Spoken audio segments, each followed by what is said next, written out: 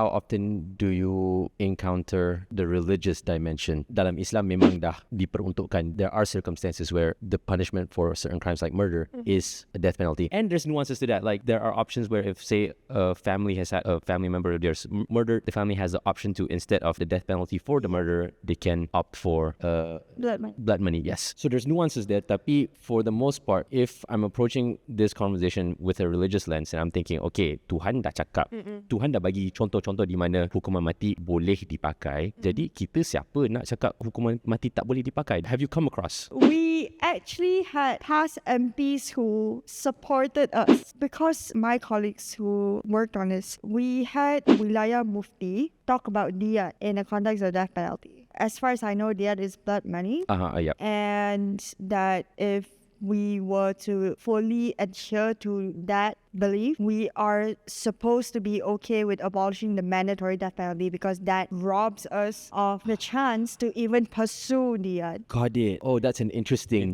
way to look at it. Back then, I recall quite a few past MPs or Perikatan MPs were like, yeah, okay. Past or Perikatan, let's clarify. Both. Okay. A couple of them who actually said, yeah, it makes sense. Was it purely around the blood money issue, or were there other issues? So they were not as, actually surprisingly, they were not as concerned about the death penalty for drugs, but more around murder, Okay. and so on. So I think we just ran with that, and yeah, it worked out for us. Interesting. And so those were unlikely allies you eventually made in that journey to abolish the mandatory. Betul. And you would never think that, right? I mean, you would think like something like abolishing the death penalty would be a very liberal issue. You know, it would be like very highly educated people who are probably less religious and stuff like that would support the abolishment of a death penalty. Tapi benda ni was quite macam bipartisan and stuff. Yes, betul. Actually, on the day of the debate, I think we barely heard any no's. I had just landed home. The next morning, I was like, shit, the bill's getting table. I'm popping 8 espressos and it was getting debated and I was like, oh, no no's? Really? Oh, okay. It passed. So it passed with a majority? Yeah. And on both sides?